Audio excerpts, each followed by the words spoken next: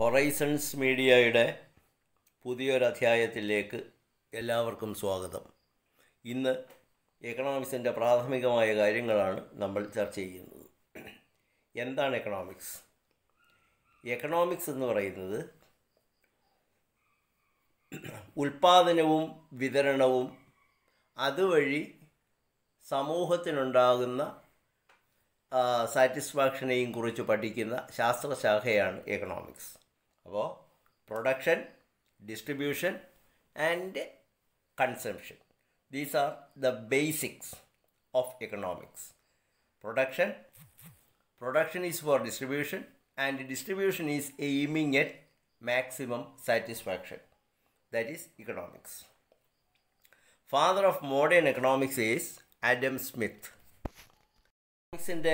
എക്കണോമിക്സിൻ്റെ father ആയി പരിഗണിക്കപ്പെടുന്ന, എക്കണോമിക്സിൻ്റെ പിതാവായി പരിഗണിക്കപ്പെടുന്ന ആഡം സ്മിത്തിൻ്റെ വളരെ ഫേമസായ പുസ്തകം an enquiry into the nature and causes of wealth of Nations. Wealth of Nations എന്ന് ചുരുക്കപ്പേരിൽ അറിയപ്പെടുന്ന ഒരു രാജ്യത്തിൻ്റെ ഉൽപ്പാദനവും വെൽത്തിൻ്റെ ഉൽപ്പാദനവും സ്വഭാവവും എല്ലാം പഠിക്കുന്ന ശാസ്ത്രശാഖയാണ് എക്കണോമിക്സ് എന്ന് അന്ന് ആഡം സ്മിത്ത് എക്കണോമിക്സിനെ നിർവചിച്ചു. An enquiry into the nature and causes of wealth of Nations. Adam Smith മുന്നോട്ട് വെച്ച തത്വസംഹിത എന്നത് ലെയ്സി ഫെയർ പോളിസിയിൽ അധിഷ്ഠിതമാണ്. ലെയ്സി ഫെയർ എന്ന് പറഞ്ഞാൽ സാമ്പത്തിക കാര്യങ്ങൾ, ജനങ്ങളുടെ സാമ്പത്തിക കാര്യങ്ങളിൽ സർക്കാർ അല്ലെങ്കിൽ അഡ്മിനിസ്ട്രേഷൻ ഇടപെടുന്നില്ല. അവർക്ക് സാമ്പത്തികമായ പൂർണ്ണമായ സ്വാതന്ത്ര്യം ഉണ്ടാകും. അതാണ് ലെയ്സി ഫെയർ. അപ്പോൾ ലെയ്സി ഫെയർ എന്ന് പറയുന്നത്, നമ്മൾ രത്നചുരുക്കം പറഞ്ഞാൽ, non interference by government in the economic affairs of the people. Non interference by the government in the economic affairs of the people. സാമ്പത്തിക കാര്യങ്ങളിൽ പൂർണ്ണമായ സ്വാതന്ത്ര്യം ജനങ്ങൾക്ക് അല്ലെങ്കിൽ വ്യക്തികൾക്ക് അനുവദിക്കുന്ന സമ്പ്രദായമാണ് ലെയ്സി ഫെയർ. ശാസ്ത്രശാഖയെ നമുക്ക് രണ്ടായി വിഭജിക്കാം. ഒന്ന് മൈക്രോ ഇക്കണോമിക്സും രണ്ടാമത്തേത് മാക്രോ ഇക്കണോമിക്സും. മൈക്രോ ഇക്കണോമിക്സ് എന്ന് പറഞ്ഞാൽ ഒരു എക്കണോമിക്സിൻ്റെ ബ്രാഞ്ച്, അത് വ്യക്തികളുടെ ഒരു ഉൽപ്പാദന യൂണിറ്റിൻ്റെ, ഫേമിൻ്റെ ഡിസിഷൻ മേക്കിങ്ങും അതിനുവേണ്ടി അവൈലബിളായ റിസോഴ്സ് ഉപയോഗപ്പെടുത്തുന്നതുമായ ശാസ്ത്രശാഖ, എക്കണോമിക്സിൻ്റെ ശാസ്ത്രശാഖയാണ് മൈക്രോ ഇക്കണോമിക്സ്.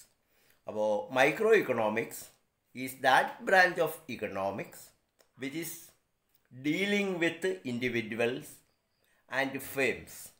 ഫേംസ് എന്ന് പറയുമ്പോൾ ഓർക്കണം, ഒരു പ്രത്യേക ഉൽപ്പന്നം അല്ലെങ്കിൽ ഒരു പ്രത്യേക പ്രോഡക്റ്റിൻ്റെ ഉൽപ്പന്നത്തിൽ ഏർപ്പെട്ടിരിക്കുന്ന നിരവധി യൂണിറ്റുകളിൽ ഒന്നാണ് ഫേം. ആ ഫേമിൻ്റെ വ്യക്തിയുടെയും ആ ഫേമിൻ്റെയും റിസോഴ്സ് യൂട്ടിലൈസേഷൻ, ലഭ്യമായ വസ്തുതകളെ എങ്ങനെ പരമാവധി ഉപയോഗപ്പെടുത്താമോ ആ ശാസ്ത്രശാഖയാണ് മൈക്രോ ഇക്കണോമിക്സ്. അപ്പോൾ ഒന്നുകൂടെ ആവർത്തിക്കാം. Micro economics is that branch of economics which is dealing with the behaviour of individuals and firms in allocating the scarce resources for achieving their ends. അവരുടെ ലക്ഷ്യം നേടുന്നതിന് ഒരു വ്യക്തിയോ അല്ലെങ്കിൽ ഒരു ഫേമോ എങ്ങനെ ലഭ്യമായ റിസോഴ്സസ് ഉപയോഗപ്പെടുത്തും, അത് ഡീൽ ചെയ്യുന്ന എക്കണോമിക്സിൻ്റെ ശാഖയെ നമ്മൾ മൈക്രോ ഇക്കണോമിക്സ് എന്ന് പറയുന്നു. രണ്ടാമത്തേത് മാക്രോ ഇക്കണോമിക്സ് ആണ്. മാക്രോ ഇക്കണോമിക്സ് നേരത്തെ സൂചിപ്പിച്ചതുപോലെ എക്കണോമിക്സിൻ്റെ രണ്ടാമത്തെ ബ്രാഞ്ചിനെ മാക്രോ ഇക്കണോമിക്സ് എന്ന് പറയുന്നു. നേരത്തെ മൈക്രോ ഇക്കണോമിക്സിൽ മൈക്രോ അനാലിസിസ് ആയിരുന്നെങ്കിൽ ഇവിടെ മാക്രോ അനാലിസിസ് ആണ്. ഒരു സമ്പദ് വ്യവസ്ഥയെ മൊത്തത്തിൽ അല്ലെങ്കിൽ സമ്പദ് വ്യവസ്ഥയെ ബാധിക്കുന്ന കാര്യങ്ങളെ മൊത്തത്തിലുള്ള സ്റ്റഡിയാണ് മാക്രോ ഇക്കണോമിക്സ്. അപ്പോൾ macro economics is that branch of economics which studies the overall behavior of the economy. അപ്പോൾ മൊത്തത്തിൽ സമ്പദ് വ്യവസ്ഥയെ മൊത്തത്തിലെടുത്ത് സമ്പദ് വ്യവസ്ഥയിലെ കാര്യങ്ങളെ മൊത്തത്തിൽ പഠിക്കുന്നതിന് വിധേയമാക്കുന്ന എക്കണോമിക്സാണ് മാക്രോ ഇക്കണോമിക്സ്. ഉദാഹരണത്തിന് ദേശീയ വരുമാനം, അതല്ലെങ്കിൽ നാഷണൽ പ്രോഡക്റ്റ്, ദേശീയ ഉൽപ്പാദനം, ഒരു രാജ്യത്തെ പണപ്പെരുപ്പത്തിൻ്റെ അല്ലെങ്കിൽ പണച്ചുരുക്കത്തിൻ്റെ തോതിനെക്കുറിച്ചുള്ള പഠനം. ഇത്തരത്തിൽ സമ്പദ് വ്യവസ്ഥയെ ബാധിക്കുന്ന കാര്യങ്ങളെ മൊത്തത്തിലെടുത്ത് പഠിക്കുന്ന ശാസ്ത്രശാഖയാണ് മാക്രോ ഇക്കണോമിക്സ്. ഇതിൻ്റെ ഉപജ്ഞാതാവ് ജോൺ മേനാർഡ് കെയ്ൻസ്. ജോൺ മേനാർഡ് കെയ്ൻസ് ആണ് മാക്രോ ഇക്കണോമിക്സ് എന്ന് പറയുന്ന ഈ ശാസ്ത്രശാഖയുടെ ഉപജ്ഞാതാവ്. ഇത് 1930-കളിലെ സാമ്പത്തിക മാന്ദ്യത്തെ തുടർന്ന് ഡെവലപ്പ് ചെയ്ത എക്കണോമിക്സിൻ്റെ ശാസ്ത്രശാഖയാണ് മാക്രോ ഇക്കണോമിക്സ്. അതിൻ്റെ ഉപജ്ഞാതാവ് ജോൺ മേനാർഡ് കെയ്ൻസ്. നമുക്ക് എക്കണോമിക്സിലെ പ്രധാന തിയറികൾ ചുരുക്കത്തിൽ ഒന്ന് പരിചയപ്പെടാം. ആദ്യം പറഞ്ഞതുപോലെ ലേസി ഫെയർ തിയറിയാണ്. അത് ആഡം സ്മിത്തിൻ്റേതാണ് എന്ന് പറഞ്ഞു. ലേസി ഫെയർ എന്ന് പറഞ്ഞത് ഒരിക്കൽ കൂടി ഓർക്കുക, non intervention by government in the economic affairs of the people. ജനങ്ങളുടെ സാമ്പത്തിക കാര്യങ്ങളിൽ സ്റ്റേറ്റ് ഇടപെടാതിരിക്കുക. ആ പൂർണ്ണമായ സ്വാതന്ത്ര്യം നിലനിൽക്കുന്ന സമ്പ്രദായമാണ് ലേസി ഫെയർ. രണ്ടാമത്തേത് ആൽഫ്രഡ് മാർഷൽ എന്ന പ്രസിദ്ധനായ സാമ്പത്തിക ശാസ്ത്രജ്ഞൻ്റെ ലാ ഓഫ് ഡിമാൻഡാണ്. വിലയും ഡിമാൻഡും തമ്മിലുള്ള ഇൻവേഴ്സ് റിലേഷൻ, അതാണ് ലാ ഓഫ് ഡിമാൻഡ്. വളരെ ചുരുക്കത്തിൽ വ്യക്തമാക്കിയാൽ വില കൂടുമ്പോൾ ഡിമാൻഡ് കുറയും, വില കുറയുമ്പോൾ ഡിമാൻഡ് കൂടും. ഈ ഇൻവേഴ്സ് റിലേഷൻ, പരസ്പര വിരുദ്ധമായ വിലയും ഡിമാൻഡും തമ്മിലുള്ള ബന്ധമാണ് ലാ ഓഫ് ഡിമാൻഡ് നമുക്ക് നൽകുന്നത്. മൂന്നാമത്തത് elasticity of demand. Elasticity of demand Alfred മാർഷലിൻ്റേത് തന്നെയാണ്. പക്ഷേ ലാ ഓഫ് ഡിമാൻഡിൽ നിന്നുള്ള വ്യത്യാസം, വിലയിലുണ്ടാകുന്ന വ്യത്യാസത്തിനനുസരിച്ച് ഡിമാൻഡിൽ എത്രമാത്രം വ്യത്യാസമുണ്ടാവും എന്ന് പറഞ്ഞാൽ, വില കൂടിയാൽ ഡിമാൻഡിലുണ്ടാകുന്ന കുറവ് എത്രത്തോളമായിരിക്കും, വില കുറഞ്ഞാൽ ഡിമാൻഡ് എത്രമാത്രം കൂടും. ഇതാണ് ഇലാസ്റ്റിസിറ്റി ഓഫ് ഡിമാൻഡ്. അപ്പോൾ ഇലാസ്റ്റിസിറ്റി ഓഫ് ഡിമാൻഡ് എന്ന് പറയുന്നത് how much demand will change when there is a price change. ഇനി മാർജിനൽ പ്രൊഡക്ടിവിറ്റി തിയറിയാണ്. മാർജിനൽ പ്രൊഡക്ടിവിറ്റി തിയറി JB ക്ലാർക്കുമായി ബന്ധപ്പെട്ടതാണ്. മാർജിനൽ പ്രൊഡക്ടിവിറ്റി എന്ന് പറയുന്നത് കൊണ്ട് ഉദ്ദേശിക്കുന്നത്, ഒരു ഉൽപ്പാദകൻ അല്ലെങ്കിൽ ഒരു ഓർഗനൈസർ, സംഘാടകൻ എത്രത്തോളം ഉൽപ്പാദനം നടത്തും, അത് അയാളുടെ മാർജിനൽ പ്രോഡക്റ്റിന് എന്ന് പറഞ്ഞാൽ അവസാനത്തെ പ്രോഡക്റ്റിന്, അതാണ് മാർജിനൽ പ്രോഡക്റ്റ്. അയാൾ ഉൽപ്പാദിപ്പിക്കുന്ന ലാസ്റ്റ് യൂണിറ്റാണ് മാർജിനൽ പ്രോഡക്റ്റ്. ഈ മാർജിനൽ പ്രോഡക്റ്റിന് അയാൾ ഇൻകർ ചെയ്യുന്ന കോസ്റ്റും അതിൽ നിന്ന് അയാൾക്ക് കിട്ടുന്ന റിട്ടേണും തുല്യമാകുന്നത് എപ്പോഴാണോ അതുവരെ അയാൾ ഉൽപ്പാദനത്തിൽ തുടരും. ആ തിയറിയാണ് JB ക്ലർക്കിൻ്റെ മാർജിനൽ പ്രോഡക്റ്റിവിറ്റി തിയറി. ഇനി ഡേവിഡ് റിക്കാർഡോ എന്ന പ്രസിദ്ധനായ സാമ്പത്തിക ശാസ്ത്രജ്ഞൻ്റെ തിയറി ഓഫ് ഡിസ്ട്രിബ്യൂഷനാണ്. തിയറി ഓഫ് ഡിസ്ട്രിബ്യൂഷൻ നമുക്കറിയാം, ഉൽപ്പാദനത്തിൽ പങ്കാളികളാകുന്നത് പ്രധാനമായിട്ടും ഭൂമി വേണം, അവിടെ തൊഴിൽ വേണം, ഇതിന് മൂലധനം വേണം, നാലാമത് ഇതിനെ എല്ലാം സംഘടിപ്പിച്ച് ഉൽപ്പാദനം സാധ്യമാക്കുന്ന ഒരാളുണ്ടാവണം.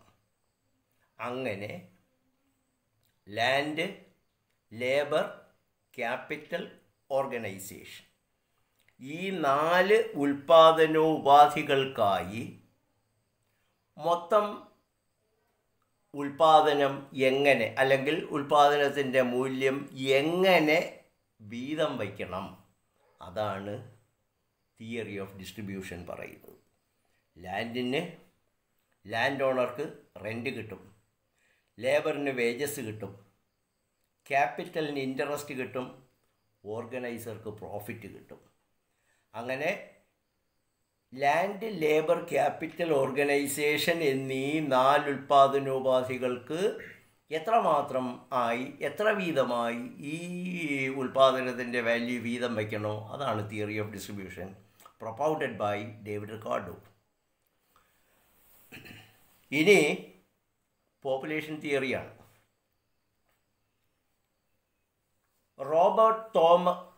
Thomas Robert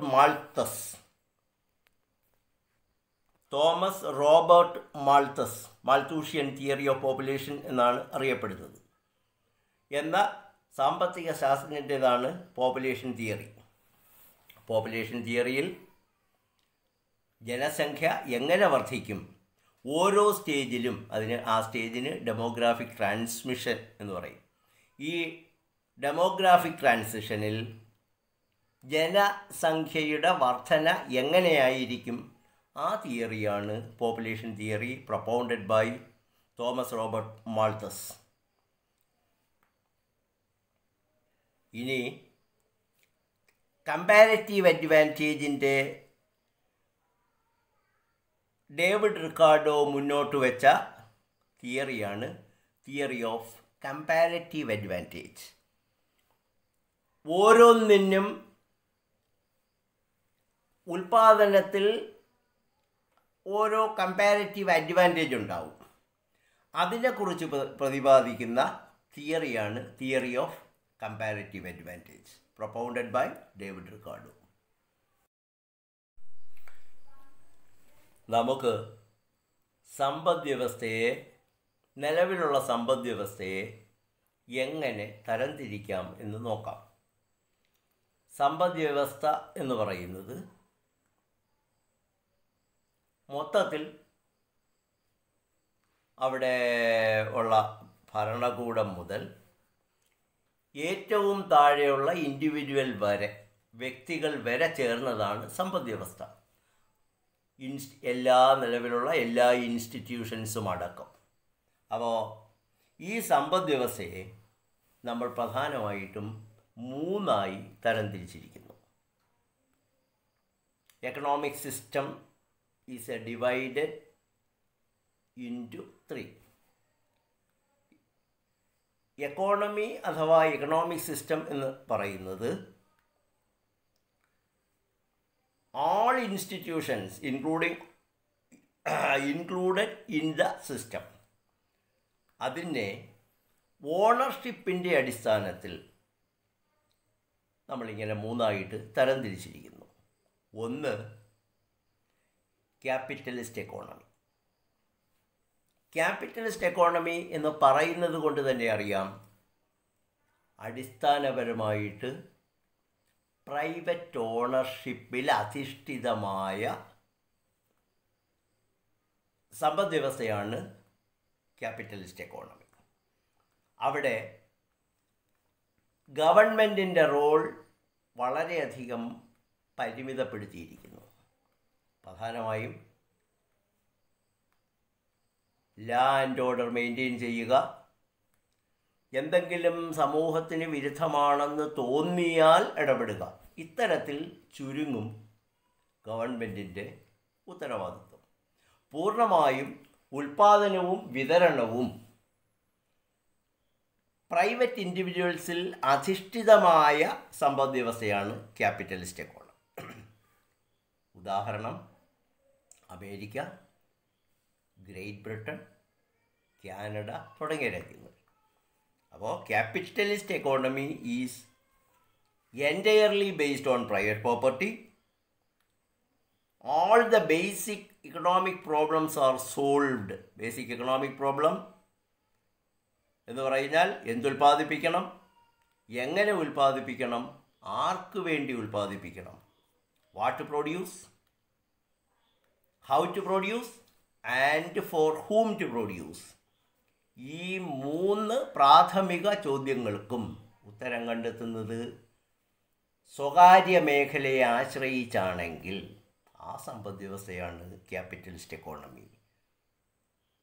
in A nutshell, capitalist economy is based on private ownership of means of production, governmental activities in the economic front is minimum. അത് മിനിമം എന്ന് പറയുമ്പോൾ ഓർക്കണം, ഒരു ഇൻഫ്ലേഷൻ ഉണ്ടാകുന്നെങ്കിൽ അതിനെ കൺട്രോൾ ചെയ്യുക. ഡിഫ്ലേഷൻ ആണെങ്കിൽ പണം സമൂഹത്തിലേക്ക് ഇഞ്ചക്റ്റ് ചെയ്യുക. ഇതെല്ലാം ഗവൺമെൻറ് കർത്തവ്യത്തിൽപ്പെടും. അല്ലാതെ ഉൽപ്പാദനവും വിതരണവുമായി ബന്ധപ്പെട്ട എല്ലാ തീരുമാനങ്ങളും വ്യക്തികൾ തന്നെയാണ് ചെയ്യുന്നെങ്കിൽ അതിൽ അധിഷ്ഠിതമായ സമ്പദ് വ്യവസ്ഥ, പ്രൈവറ്റ് ഓണർഷിപ്പിൽ അധിഷ്ഠിതമായ സമ്പദ് വ്യവസ്ഥയാണ് ക്യാപിറ്റലിസ്റ്റ് ഇക്കോണമി. രണ്ടാമത്തേത് സോഷ്യലിസ്റ്റ് ഇക്കോണമിയാണ്. ഇതിൽ നിന്ന് നേരെ വിരുദ്ധമാണ്, ക്യാപിറ്റലിസത്തിൽ നിന്ന് നേരെ വിരുദ്ധമാണ് സോഷ്യലിസം. ഇവിടെ മീൻസ് ഓഫ് പ്രൊഡക്ഷൻ കളക്റ്റീവ് ഓണർഷിപ്പാണ്, പബ്ലിക് ഓണർഷിപ്പാണ്. ഗവൺമെൻറ്റാണ് എന്ത് വേണം, എങ്ങനെ വേണം, ആർക്ക് വേണം എന്നെല്ലാം തീരുമാനിക്കുന്നത്. What to produce, how to produce and for whom to produce. These basic economic problems are solved in socialist economy by the government. അങ്ങനെ പൊതുസ്വത്തിൽ അധിഷ്ഠിതമായ ഉൽപ്പാദനവും വിതരണവും നടക്കുന്ന സമ്പദ് വ്യവസ്ഥയാണ് സോഷ്യലിസ്റ്റ് എക്കോണമി. അവിടെ ലാഭത്തിനല്ല, മറിച്ച് ജനങ്ങളുടെ മാക്സിമം സാറ്റിസ്ഫാക്ഷനാണ് സമ്പദ് വ്യവസ്ഥയുടെ ലക്ഷ്യം.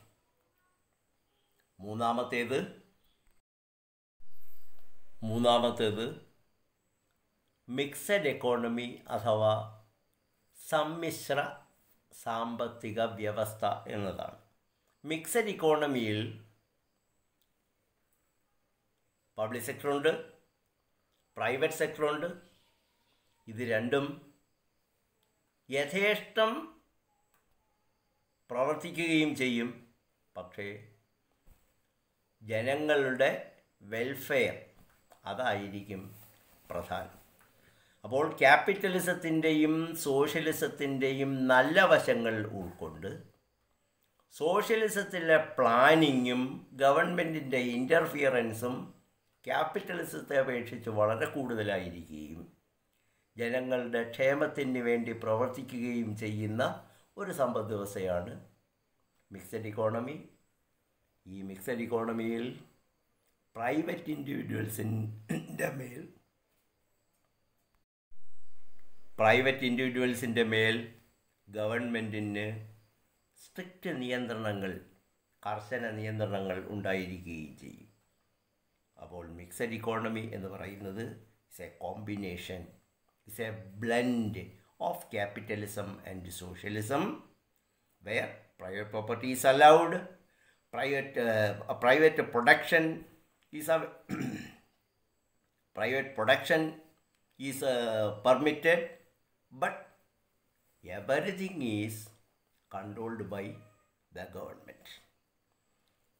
And the aim of the system is maximum social advantage. ഇത്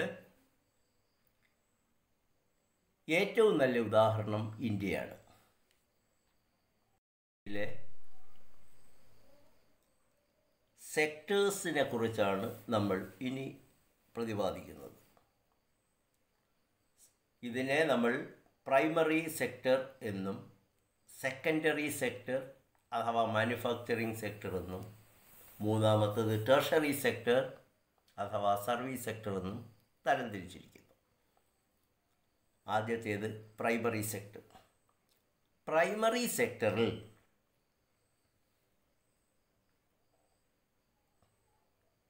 മൈനിങ്, ഖനനം, കൃഷി,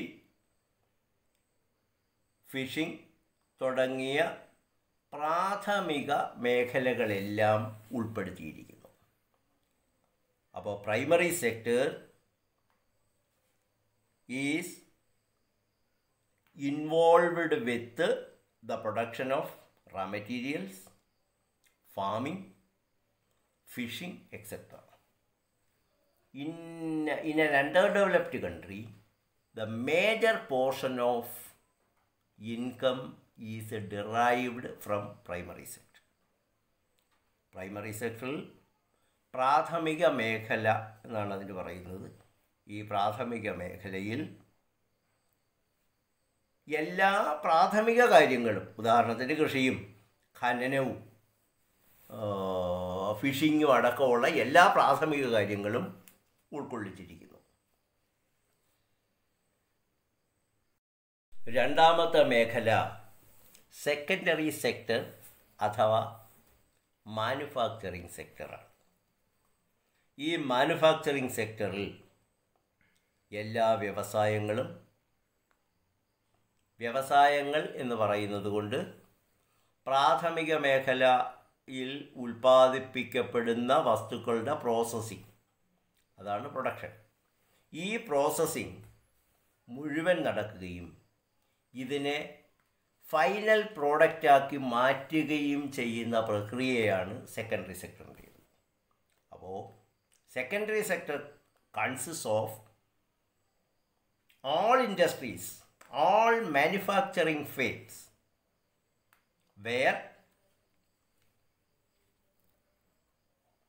finished products are turned out.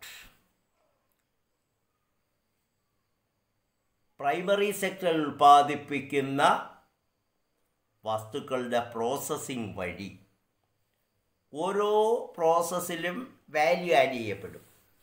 അങ്ങനെ ഓരോ പ്രോസസ്സിലും വാല്യൂ ആഡ് ചെയ്യപ്പെട്ട് ഫൈനൽ പ്രോഡക്റ്റായി കൺസ്യൂമറുടെ കയ്യിൽ, ഉപഭോക്താവിൻ്റെ കയ്യിൽ എത്തിപ്പെടുന്ന സാധനങ്ങളായി, ഉൽപ്പന്നങ്ങളായി മാറ്റുന്ന എല്ലാ പ്രക്രിയയും മാനുഫാക്ചറിങ് സെക്ടർ എന്ന് പറയുന്ന സെക്കൻഡറി സെക്ടറിൻ്റെതാണ്. അപ്പോൾ it is A processing, adding value to the products of primary sector and thereby turning them into finished products. മൂന്നാമത്തെ മേഖല ടെർഷറി സെക്ടർ അഥവാ സർവീസ് സെക്ടറാണ്. ഈ സർവീസ് സെക്ടറിൽ സേവനവുമായി ബന്ധപ്പെട്ട എല്ലാം സർവീസ് സെക്ടറിൻ്റേതാണ്. ഉദാഹരണത്തിന് ഗതാഗതം, ബാങ്കും മറ്റു ധനകാര്യ സ്ഥാപനങ്ങളും,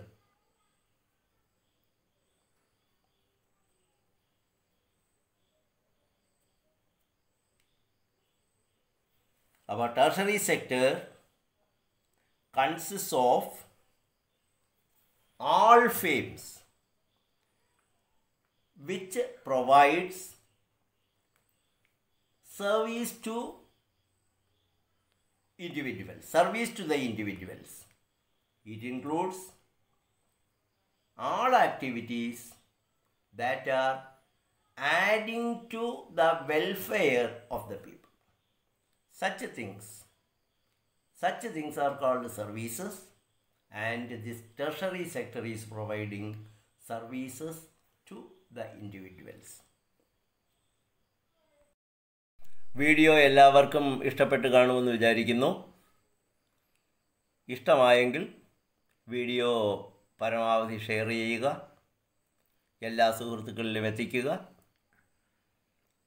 ചാനൽ സബ്സ്ക്രൈബ് ചെയ്യുക. അടുത്ത ദിവസങ്ങളിൽ എക്കണോമിക്സിലെ പുതിയൊരു ചാപ്റ്ററുമായി നമ്മൾ വരും. അപ്പോൾ കാണാം. നമസ്കാരം.